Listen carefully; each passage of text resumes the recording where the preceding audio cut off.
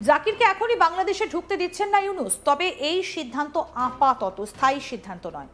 এখন প্রশ্ন উঠছে, হঠাৎ কোন চাপে জাকির নায়েকের বাংলাদেশ প্রবেশ স্থগিত করে দিলেন ইউনূস? এমনিতে অবস্থা বাংলাদেশের তরফে দাবি করা হচ্ছে বাংলাদেশের স্বরাষ্ট্র মন্ত্রক সচিব পর্যায়ে একটা বৈঠক করেছে মঙ্গলবার। সেই বৈঠকে জাকির নায়েকের সুরক্ষা নিয়ে উদ্বেগ প্রকাশ করা হয়েছে। বলা হচ্ছে আইন শৃঙ্খলার বিঘ্ন হতে পারে। জাকির নায়েকের নাকি বাংলাদেশে এতটাই জনপ্রিয়তা যে তাকে দেখতে এবং তার কথা শুনতে ব্যাপক ভিড় হতে পারে, আর সেই ভিড় নিয়ন্ত্রণ করতে প্রচুর পুলিশ অফিসার এবং নিরাপত্তারক্ষী প্রয়োজন। এই মুহূর্তে পুরো ফোকাস রয়েছে জাতীয় নির্বাচনের দিকে, তাই জাকির নায়েকের এত নিরাপত্তা দেওয়া কঠিন। কিন্তু শাঁখ দিয়ে তো আর মাছ ঢাকা দেওয়া যায় না। ভারতে সন্ত্রাসে উস্কানিমূলক ভাষণ দেওয়ার জাকিরের সফর স্থগিত হয়ে যাবার আরও একটা কারণ হলো আন্তর্জাতিক চাপ, আর সেই চাপের অন্যতম হলো ভারত। আন্তর্জাতিক দুনিয়ায় ভারত এই মুহূর্তে কার্যত চালকের আসনে, বিশ্বের তাবড় অর্থনীতিগুলোর মধ্যে অন্যতম। আর ভারত ছাড়া বাংলাদেশের গতি নেই। যতই পাকিস্তানের সঙ্গে বন্ধুত্ব বাড়াক না কেন, ঢাকা জানে তাদেরই মতো বা তাদের থেকেও কাঙাল অবস্থা পাকিস্তানের। ঢাকায় 2016 সালে হোলি আর্টিসান বেকারিতে জিহাদি হামলাতেও এই জাকিরের উস্কানি ছিল। ভারত এই তথাকথিত ইসলাম ধর্ম প্রচারককে অনেক আগেই জিহাদি হিসেবে চিহ্নিত করেছে। ভারত থেকে পালিয়ে মালয়েশিয়ায় আশ্রয় নিয়েছিলেন জাকির মালিক। ঢাকা সফরে গেলে এটাই হতো জাকিরের প্রথম বাংলাদেশ সফর।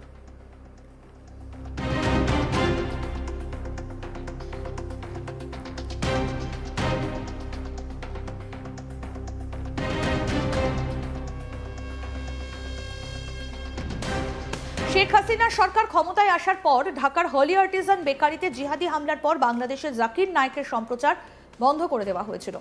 ওই হামলায় নিও জামাতুল মুজাহিদিন বাংলাদেশ এই জিহাদি গোষ্ঠীর হাত থাকার দাবি করেছিল প্রশাসন। ঘটনায় প্রাণ হারান 22 জন, যাদের মধ্যে ছিলেন এক ভারতীয় তরুণীও। বাংলাদেশ সরকার পাকিস্তান সফরের পর জাকির নায়েককে আনুষ্ঠানিকভাবে আমন্ত্রণ জানানোয় উদ্বিগ্ন ছিল ভারত।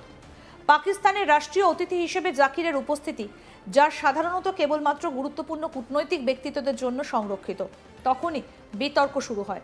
সেই সফরে নায়েককে লস্করি তৈবা জিহাদি সংগঠনের সদস্যদের সঙ্গে দেখা করতে দেখা গিয়েছিল। তাদের মধ্যে ছিল সংগঠনের কমান্ডার মোজাম্মেল ইকবর হাশমিও। ইবতিসাম ইলাহি জাহির পাকিস্তানের কুখ্যাত জিহাদি, রাষ্ট্রসংঘের জিহাদি তালিকাতেও উজ্জ্বল নাম। পাক জিহাদি সংগঠন মার্কাজি জামিয়াত আহলি হাদিসের জেনারেল সেক্রেটারি গত 25 অক্টোবর ঢাকায় পৌঁছন। এরপর তাকে দেখা যায় ভারত বাংলাদেশ সীমান্তবর্তী বাংলাদেশি জেলাগুলিতে ঘুরছে, বক্তৃতা দিচ্ছে এবং স্থানীয় কট্টরপন্থী সংগঠনগুলোর সঙ্গে নেটওয়ার্ক বাড়াচ্ছে। চলতি সপ্তাহে ওই জিহাদি নেতা রংপুরে যান। মোহাম্মদ ইউনূস প্রধান উপদেষ্টার দায়িত্ব নেবার পরে জিহাদি জাহিরের এই নিয়ে দ্বিতীয়বার বাংলাদেশ সফর। এক ভিডিওতে দেখা যায় জাহির চাপাই নবাবগঞ্জ জেলায় উস্কানিমূলক ভাষণ দেন। তাকে প্রকাশ্য জনসভায় বলতে শোনা যায়, ইসলামের জন্য নিজেদের কুরবানি দিতে সদা প্রস্তুত থাকতে হবে, সন্তানকেও প্রস্তুত রাখতে হবে। সেকুলার এবং লিবারাল শক্তির বিরুদ্ধে আমাদের শক্ত হয়ে দাঁড়াতেই হবে।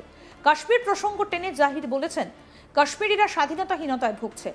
ভারতের অধিকৃত কাশ্মীরে ইসলাম বিরোধী আইন এবং দমননীতির বিরুদ্ধে সোচ্চার হওয়া পাকিস্তানের দায়িত্ব। আল্লাহর কৃপায় একদিন কাশ্মীর পাকিস্তানের অংশ হয়ে যাবে। পাকিস্তান থেকে বাংলাদেশ সব মুসলিমকে এক হতে হবে। কি বলেছেন ইবতিসাম ইলাহি জাহির, শুনবো। आप इस वक्त बांग्लादेश के अंदर मौजूद हैं।